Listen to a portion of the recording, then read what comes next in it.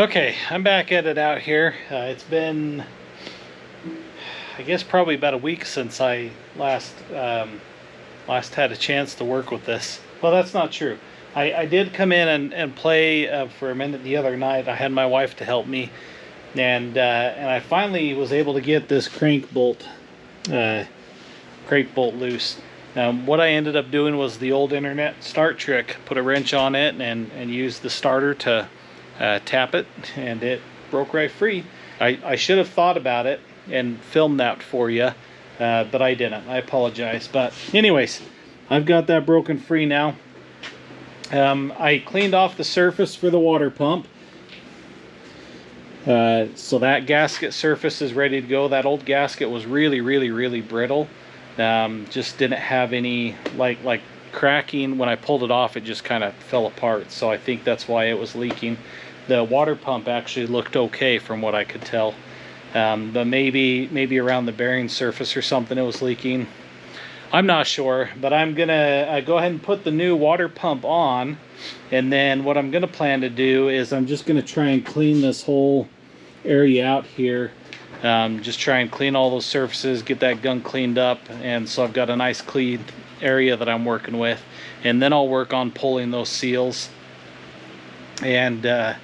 and see if I can't get them out very carefully without damaging any surfaces.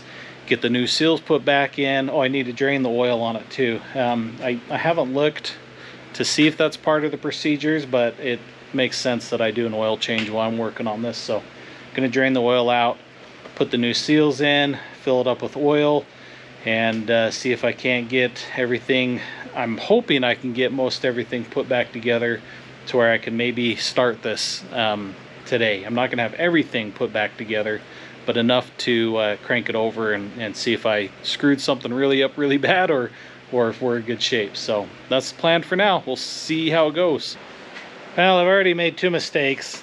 First mistake is as soon as I pulled the drain plug on the oil, I realized that I don't have any oil to put back in. So I don't have that oil that I need to put it back in to run the motor. Second mistake is when I put this in, you can't see it right now, but right there, you might have seen it on the video too, I pinched this seal, sticking it back in, and I don't know, I might have been able to kind of force it and fix it, but it was the second time that it did it. I should have paid better attention, so I've ruined this seal. So I'm going to go call my local parts store, see if by chance they have this seal. I'm gonna really hope they do. I'm gonna guess they probably do, and see if I've got enough time to run into town and get it, and see if we can't get back on this. Well, it looks like that was a fatal mistake, unfortunately. Darn it. I called the local parts store and they do not have that seal on hand. So I'm kind of dead in the water. The good news is that they said that they should be able to have one in tomorrow.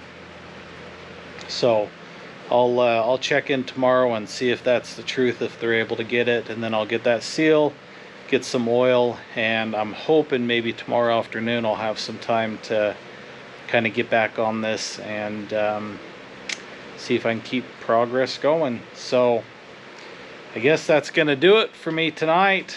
I don't know, I'll piddle around here, see if I can find something else to do, but that's kind of put me dead in the water, unfortunately.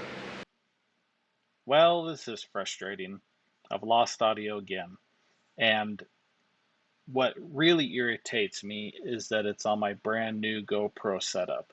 I don't get it. Audio suddenly returns mid-video without the camera being touched or anything. Really strange. Anyways, basically what I'm doing is explaining how I got everything put back together. I've got the new seals in, I got the cams on, I got the bolts put in, got the tensioner bearing on and the tension set correctly. I also explained to you that I was having issues with my torque wrench. On the higher torques, it wasn't wanting to click correctly, and I remembered this being a problem on the last project that I used it on.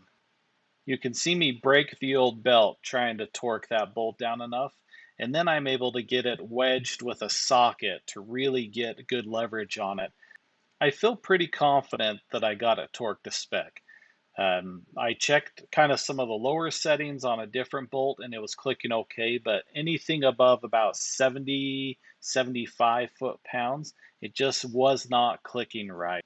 It's really critical on these bolts to get them torqued to spec because it's a common problem for that bolt to back out and you wallow out the keyway. So I'm kind of rolling the dice on that, not getting a real exact torque on it. But like I said, I feel pretty confident that I got it. I was wrenching on that thing pretty hard. And so I feel pretty good about it. And suddenly at this point, we've got audio again. Back on. I went ahead and changed the oil filter out and filled it up with oil. So I think we should be set to give it a quick crank and see if it wants to fire. So I just finished cleaning all my tools off and stuff. I'm going to do a walk around.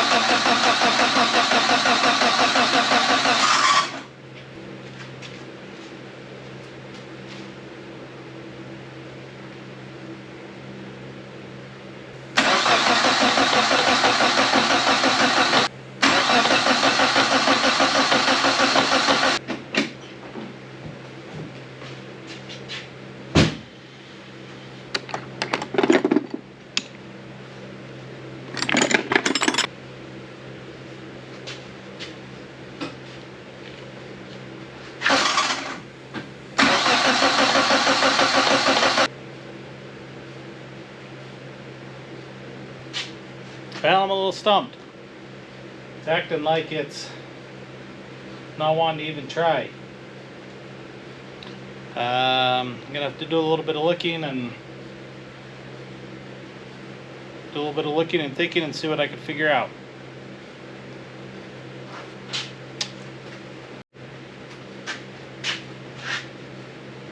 Well, I've played with this every way I could think. I've got the timing marks lined up, the distributor's pointing where it's supposed to be. I've checked for spark, we've got spark. I've sprayed ether into the air cleaner and it acts like it wants to start. So I'm wondering if maybe it just wasn't timed right. Maybe the old belt was just loose enough that it was working with that belt, but now that I've got a nice tight one on, it needs to be kind of fine-tuned. I don't have a timing light though. I've texted a friend that does. I don't know if he's going to be able to come help me today or not, or if I'll be able to borrow that in the future. But as for now, I'm kind of dead in the water again. So I'm happy I've got it back together though. That makes me feel better. I was getting anxious not having it together. All the parts and screws and stuff hanging around. But that's kind of where I'm at now. So I might try and piddle on a different project since I've still got about an hour and a half before dinner. So we'll see what I figure out.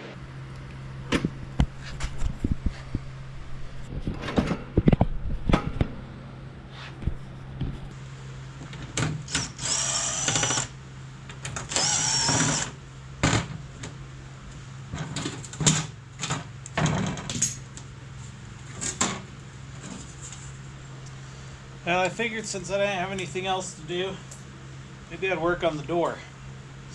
If you can remember, my door latch was broken, my window regulator was stripped out, and the window just was hard to get up and down, period. So I've got new regulators. So I'm going to see what it's going to take to maybe pull this one out, get a new one in.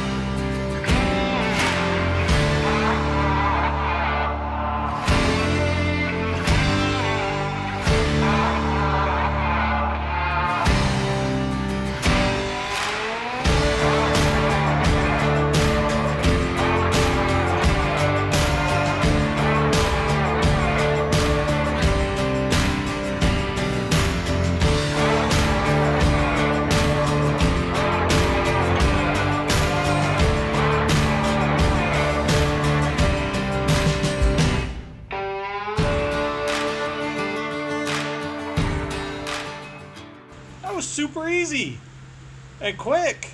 I've been putting that off because I did a window regulator in my Ford delivery van a while back, and it was a huge pain in the butt. I had to like drill out rivets, and the holes were tiny. I mean, a huge pain in the butt, but I should have known that a simple Samurai would have been simple to hop in and do this. So I need to look. I've got a bunch of rubber on order also, and I'm not sure where that's at. I don't think it's shown up yet, so I need to track it and see, but to kind of redo all these channels and stuff like that too.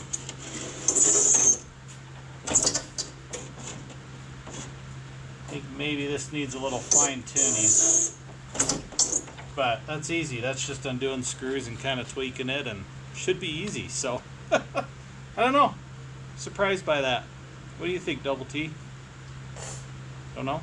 Did you know that you're getting filmed? Oh, there it is, right there.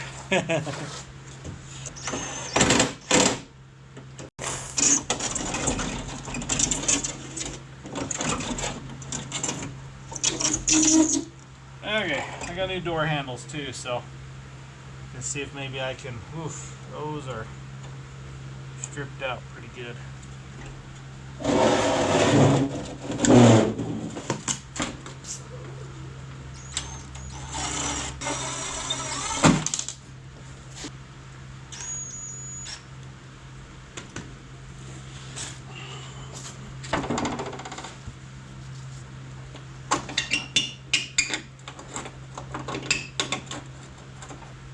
What's going on? What's that pin button? Did you lose it? Did you lose it? Where'd it go? Yeah, I do. It's okay. I'm not sure why I'm putting these screws back in. They're completely stripped out. I guess it's probably because I don't really have another option right now. So this might come back to bite me, but the good news is that I do know how to tack a bolt on to get it out. So worst comes to worst, we'll do that. Okay, looks like that works too. This is the old, oh, I should have stole that out maybe. This is the old lock, but obviously I don't worry too much about locks on Sammy.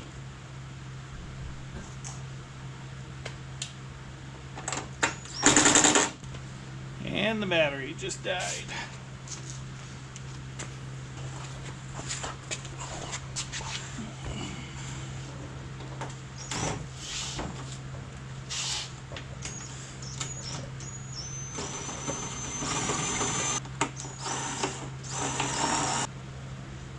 I think we did pretty good.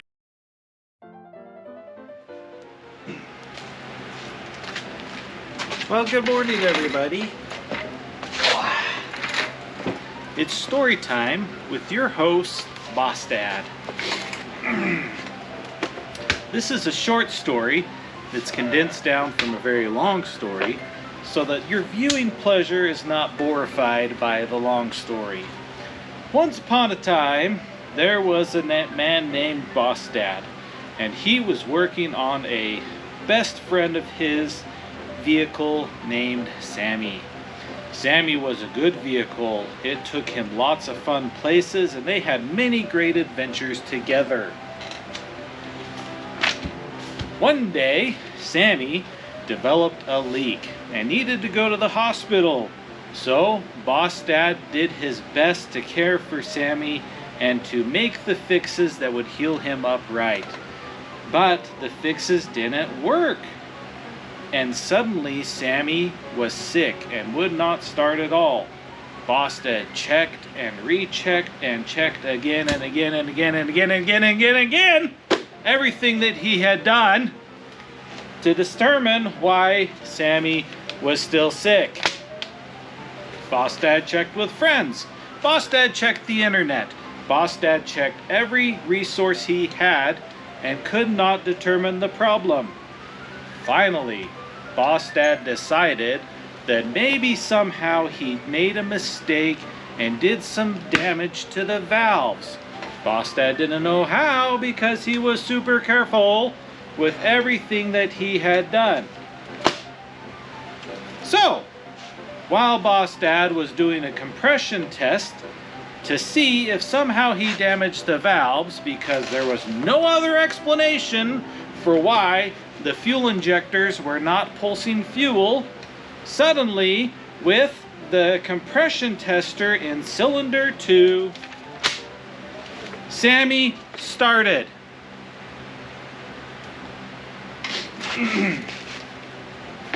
That's right, Sammy started up. So Boss Dad pulled the compression tester out of cylinder 2, put the spark plug back into cylinder 2, and Sammy started and seemed to run fine for no explanation at all. The end. That's right. While I am absolutely thrilled that the Samurai is running and seems to be starting and working fine,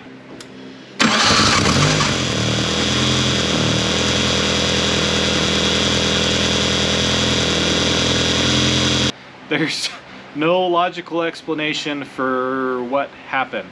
I checked timing, I did everything I could possibly think of, and it would just crank, crank, crank, crank, crank, and would not start. I checked, we had spark. I checked all the fuses, like the fuel pump was kicking on. I could feel the pressure in the hose. I never did a fuel pressure test, but the pressure was good. I mean, everything I could come up with was checking out the way that it should be. And I basically came down to the thought that it must be that for some reason the injectors aren't spraying fuel, aren't pulsing fuel. And so I was looking to see if I could figure out how to check the injectors, and everything that I searched online kept talking about how somehow how it's very easy to do damage on this 16 valve because it's an interference motor, which basically means that as the pistons are coming up, valves could be open, and you could smash piston or smash valves, bend valves, shatter valves, things like that. And so I thought, okay, well, I did everything very carefully. I always cranked by hand, other than when I turned it over to get the crank bolt loose. But before that, I had spun everything by hand and was not having any issues.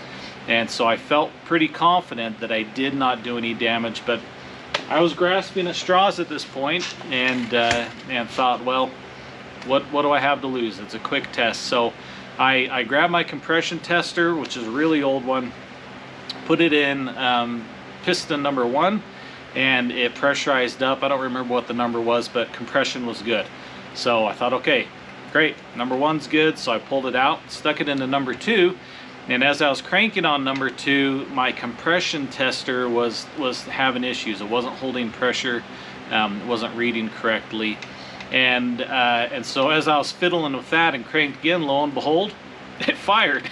It was running rough, but it fired on 3 cylinders. And so I shut it off real quick, and of course I automatically registered, well, I should have disabled the ignition so it wouldn't start while doing that test.